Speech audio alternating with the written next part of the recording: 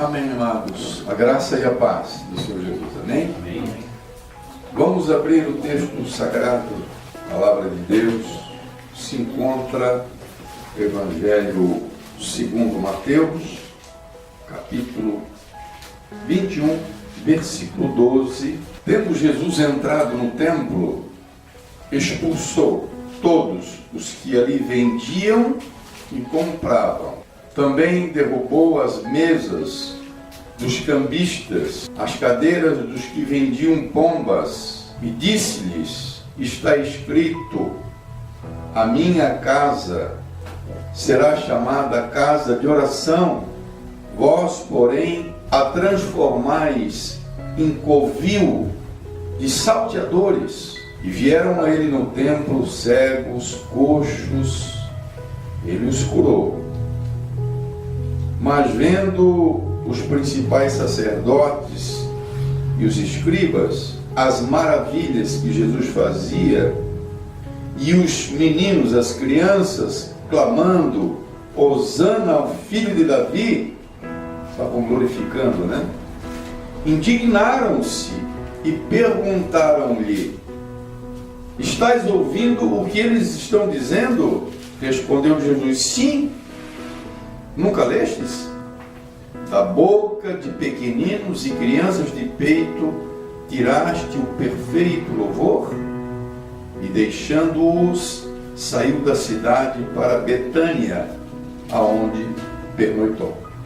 Amém. Amados, Jesus Cristo, segundo o que conhecemos da sua palavra, Jesus tem um perfil de humildade, de mansidão, mas nós não podemos nos esquecer que Jesus, ele também recebeu do Pai autoridade. Não é pelo fato de Jesus Cristo ter morrido na cruz como ovelha muda e muitas vezes ele ter uma atitude de humildade, de mansidão diante daqueles que queriam o seu próprio mal.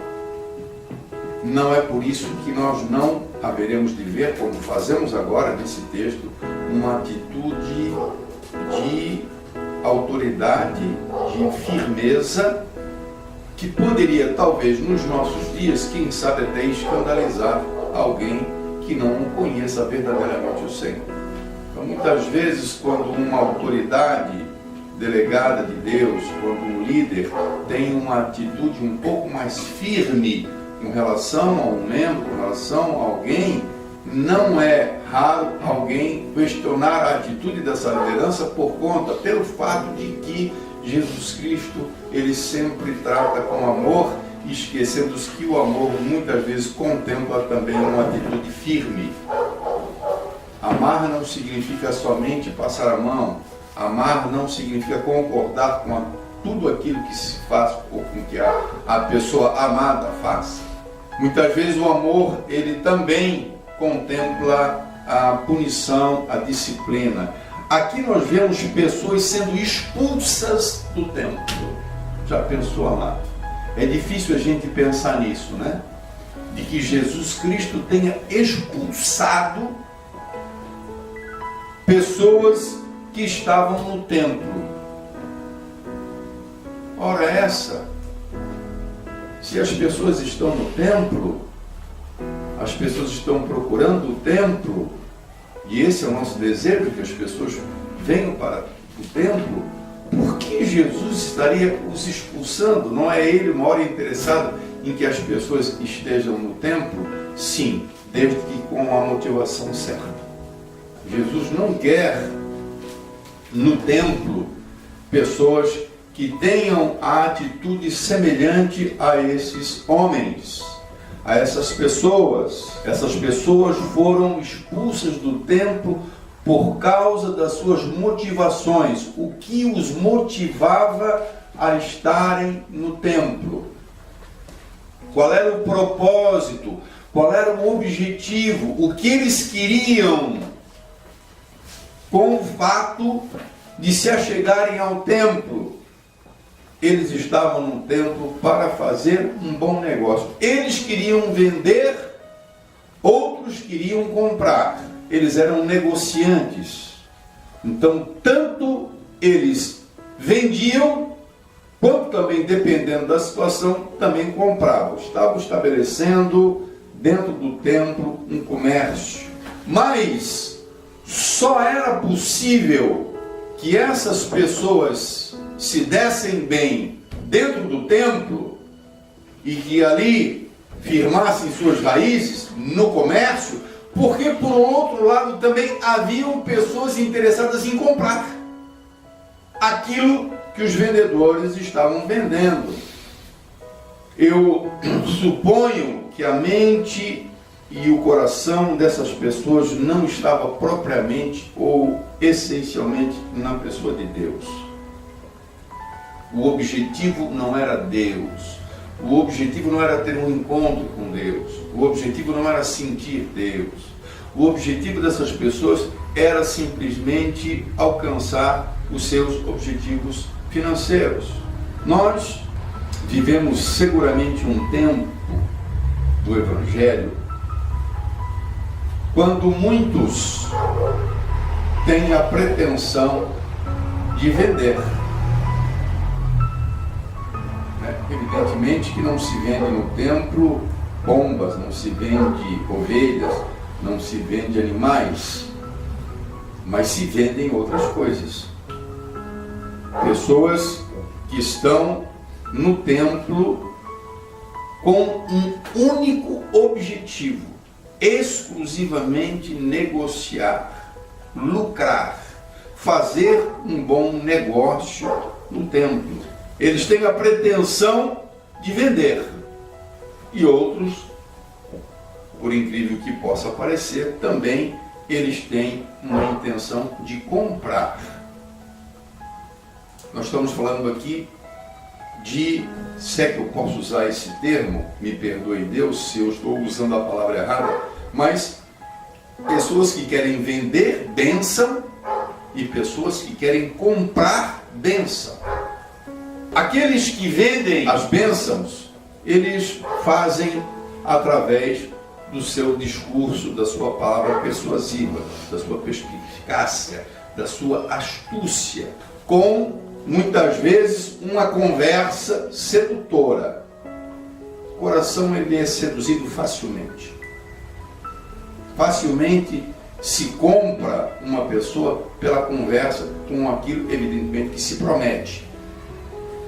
Então, eu tenho certeza que os irmãos não desconhecem o fato de que, infelizmente, em muitos lugares, existem pessoas que estão ali dentro com esse propósito de venderem.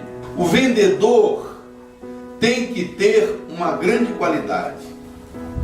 O vendedor, ele precisa ter uma boa conversa. Ele pode até vender, com perdão da palavra, até ele pode vender uma porcaria.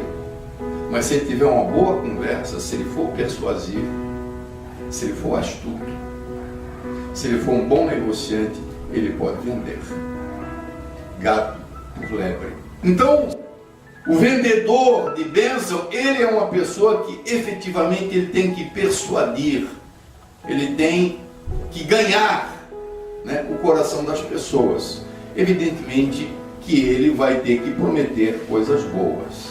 Já no tempo do apóstolo Paulo, que é o nosso grande exemplo de pregador, nós constatamos essa luta que o apóstolo tinha, porque o apóstolo ele tinha como seu objetivo pregar a genuína palavra de Deus, mas ele sabia que haveria um tempo em que as pessoas não iriam mais se contentar, ao contrário, elas não mais suportariam a palavra de Deus, mas iriam buscar discursos que agradassem a sua própria concupiscência, os seus próprios desejos. Então a conversa que agrada é aquela conversa que me diz que eu, dependendo do que eu faça, eu vou obter aquilo que eu almejo, aquilo que eu quero. E isso é comprar. Então, se de um lado existe a pessoa que vende uma ideia, que vende uma mentira, que vende uma ilusão, também, por outro lado, existem as pessoas que se deixam levar, as pessoas que são seduzidas, as pessoas que são enganadas. No Éden, nós temos um exemplo claro de sedução. Satanás oferece algo que não era verdadeiro, e ele seduz o coração de Eva, e Eva aceita, justamente porque foi seduzida naquilo que, no fundo, era o seu desejo. Ser igual a Deus, ter o entendimento de Deus, ser como Deus, e, além do mais, o fruto era agradável aos olhos. Então, o que acontece é que no nosso tempo também existem pessoas com motivações erradas dentro do templo.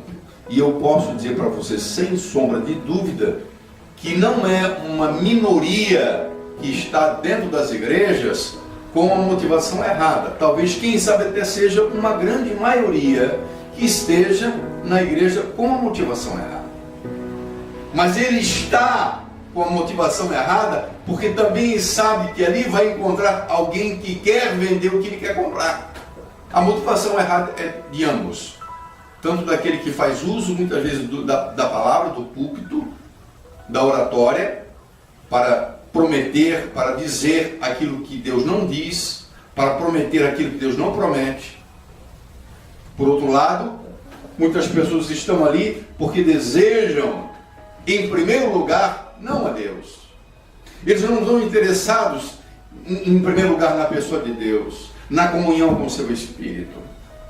Eles não estão nem mesmo muito preocupados, num primeiro momento, com a sua salvação. A preocupação é ter as suas necessidades, os seus desejos satisfeitos. Por isso que, no nosso tempo, isso se vê e isso acontece. Seguramente, entendo eu, me perdoe Deus se estou equivocado, mas se no nosso tempo o Senhor entrasse pelas portas, e seguramente ele ia se deparar com uma situação semelhante. E seguramente pessoas também, seguindo essa linha de pensamento, seriam retiradas, afastadas, talvez de uma outra maneira, porque estão ali para vender ou estão ali para comprar. Se por um lado os que pretendem vender fazem uso da sua boa conversa, do seu bom discurso, os que pretendem comprar, eles vão fazer isso com as suas ofertas investidoras. Então, quem ofertar melhor, compra melhor. É assim no mercado também. Quem oferece mais tem o privilégio, tem a preferência, tem a primazia. Então, nós não também deixamos de ver o tipo de reunião, muitas vezes, aonde se estabelecem campanhas de ofertas, no sentido de ofertar. E eu sei o que falo, porque já participei, não da igreja, mas já participei de cultos, aonde isso foi o que eu presenciei. Quase até como que um leilão, de quem dá mais. E a chamada ao público era como se fosse até um leilão. Partindo de um valor alto, na época, isso há 15 anos atrás, partindo de R$5.000 e chegando até R$2. Então, você vê que existe essa situação. Até mesmo aqui nessa localidade a gente sabe de eventos onde se compra, se paga determinada bênção. Então, é justamente o que acontece no contexto o qual nós estamos analisando no tempo de Jesus, também no nosso tempo acontece. Agora, amado, não tem dúvida alguma que eu devo estar no templo. É bom estar no templo. É bom estar na casa de Deus. O salmista Davi disse: alegrei-me quando me disseram, vamos para a casa do Senhor. A Bíblia também diz que nós não devemos deixar de congregar, como é o costume de alguns. É bom estar na igreja, é bom estar no templo, mas deve existir no nosso coração uma motivação adequada. Por que é bom? Por que é necessário? Por que me faz bem estar no templo? Então, a motivação, e eu não coloco aqui como em ordem de prioridade, mas colocando aleatoriamente, aquilo que eu entendo como sendo as motivações mais importantes para estarmos na igreja, para estarmos na casa de Deus, para estarmos na congregação. Em primeiro lugar, o templo é lugar de oração.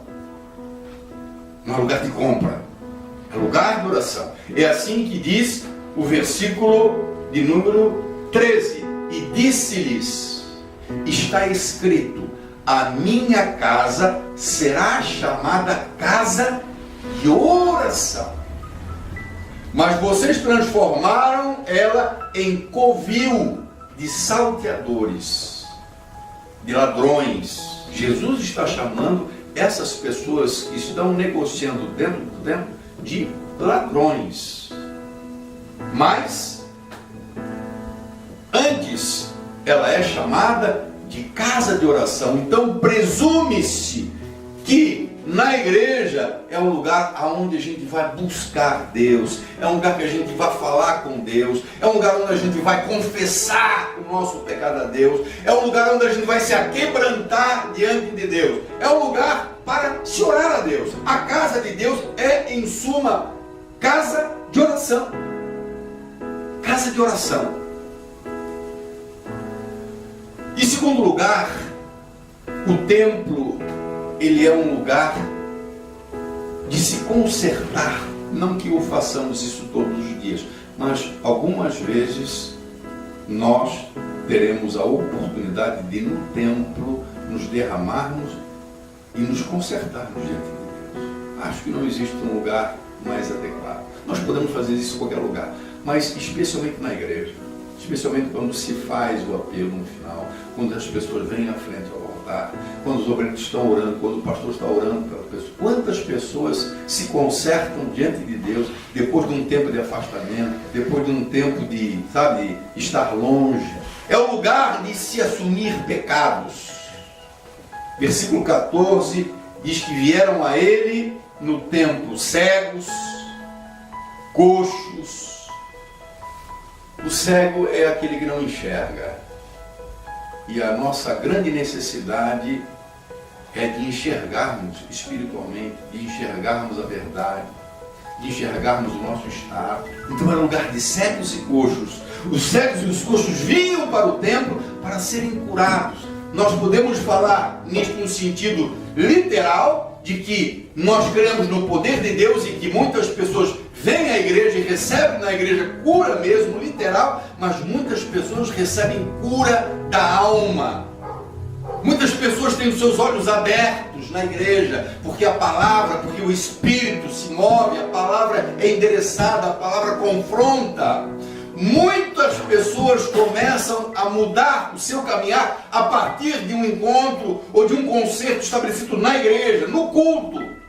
Quantas pessoas vão para a igreja, amado, justamente com esse propósito? Eu vou na igreja, eu não sei se você nunca ouviu isso, eu já ouvi várias vezes de pessoas, eu preciso ir para a igreja, eu preciso me consertar, eu tenho que me derramar. E escolhe e entende que a igreja é o local ideal. Ele pode fazer isso em outro lugar, ele pode fazer na casa dele, mas acho que a igreja é um lugar realmente muito preparado para isso. Para nós termos ali concertos com Deus, para ali nós termos a situação de pessoas assumirem pecados. É na igreja, através da palavra. Quantas pessoas entram na igreja, não sei se você já teve essa experiência, normal, tranquila, e de repente, no transcurso da palavra, no decorrer da palavra, Deus começa a falar, Deus começa a cutucar através da palavra, e de repente a pessoa está chorando porque passa a enxergar a sua situação. Então é lugar de assumir pecado, é onde o cego se revela cego e aonde o coxo se revela coxo. Ele enxerga a sua posição. No Evangelho de Lucas, é um texto que seguramente você conhece, quase decora, onde Jesus traz uma comparação da atitude daqueles religiosos, comparando com a atitude de um pecador que se arrependia. Lucas capítulo 18 e versículo de número 13. No versículo 9 diz que Jesus propôs uma parábola, justamente porque haviam pessoas que confiavam em si mesmos, por se considerarem justos e desprezavam os outros. Diz o versículo 10 que 2 homens subiram ao templo com o propósito de orar. Então o propósito aqui era orar, irmão. A casa é de oração.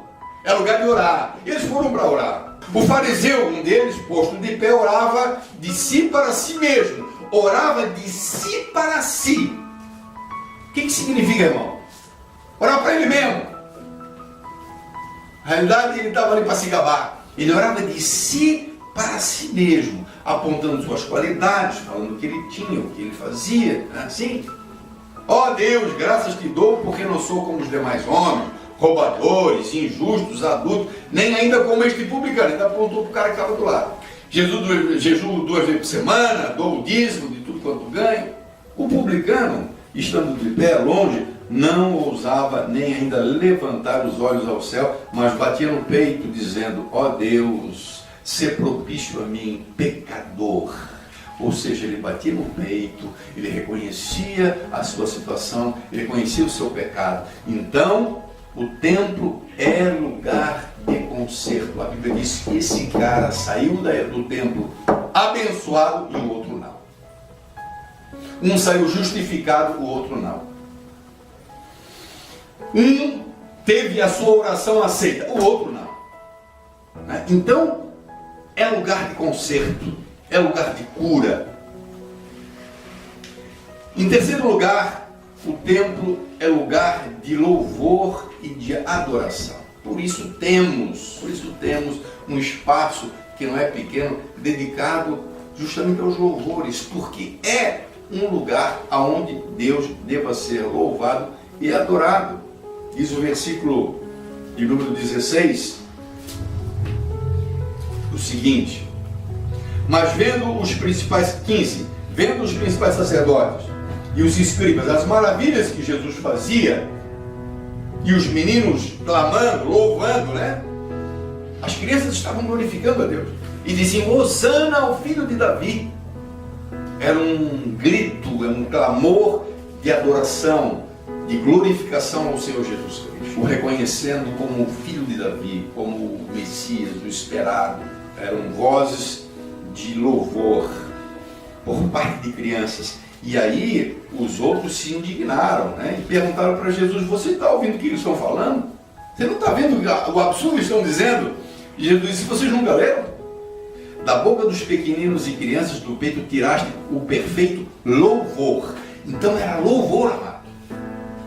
As crianças estavam louvando, as crianças estavam no templo para louvar. Nós temos que ter coração de criança, nós temos que ser como meninos, e nós temos que ter como motivação também para estar no templo o louvor. Por isso nós temos uma estrutura pequena, mas ainda temos uma estrutura. Alguém que possa estar regendo, alguém que possa estar dirigindo, alguém que possa estar se preparando para estar conduzindo a igreja ao louvor e adoração. Mas muitas vezes nós nos esquecemos que esse momento dedicado é um momento realmente separado para se adorar e para se louvar. Os nossos pensamentos muitas vezes estão longe disso. Outro dia ainda falei sobre isso na igreja, o cuidado que temos que ter para não perdermos a oportunidade, porque nós estamos aqui, amado, para louvar o Senhor, nós estamos aqui para orar a Deus, nós estamos aqui para buscar um concerto com Deus. Finalmente, a igreja, o templo, é um lugar de se ouvir Deus. Não somente orar a Deus, não somente de se consertar com Deus, não somente de se adorar a Deus, mas de se ouvir Deus. Por isso também gastamos no templo, um templo significativo, destinado à palavra de Deus. Mas quem fala não é o homem fala através ou por meio do Espírito, ele é inspirado. A palavra não é do homem, a palavra é de Deus. Palavra de Deus. Ao pastor, ao obreiro, aquele que faz uso, está a sua responsabilidade aí estabelecida. Pregar a palavra de Deus. 2 Timóteo 4, 1 e 2 diz: preguem, persiste no pregar a palavra de Deus. Porque haverá um tempo onde as pessoas não vão querer ouvir a palavra e vão evidentemente cercar-se dos falsos mestres. Aí cai naquela circunstância do comércio, onde alguém está vendendo e alguém está comprando com as suas ofertas e alguém está vendendo com a sua conversa, mas não fazendo uso da palavra de Deus. A igreja é lugar de oração. A igreja é lugar de concerto, a igreja é lugar de adoração e a igreja é lugar de se ouvir Deus. Nós precisamos analisar, nós precisamos avaliar quais têm sido as nossas motivações. Eu corro risco, por exemplo, na condição de pastor, de encontrar no meu ofício como pastor a minha verdadeira motivação para estar na igreja. Quer dizer que se eu não fosse pastor, então eu não estaria na igreja? Qual deve ser a minha verdadeira motivação? Eu, quando tenho a oportunidade, e Deus sabe que eu falo a verdade, quando eu estou fora, quando eu estou na minha cidade, quando eu estou viajando, e eu tenho a oportunidade de estar num lugar, esse é o meu grande prazer, de poder estar e ser uma pessoa naquele momento igual às outras, sem preocupação nenhuma, sem ter que estar cuidando de gente que anda, sem estar olhando para a atitude das pessoas, simplesmente com esse desejo. Eu quero estar aqui porque eu quero falar com Deus, eu quero ouvir de Deus, eu quero glorificar a Deus, eu quero sentir a presença de Deus. Essa é a motivação. Eu não estou à igreja porque meu esposo ou minha esposa cobra. Eu não estou na igreja porque eu tenho outra razão, sei lá, qual possa ser. Vou na igreja para ver alguém. Vou na igreja para ver a banda, para ver o ministério, para ver o pregador.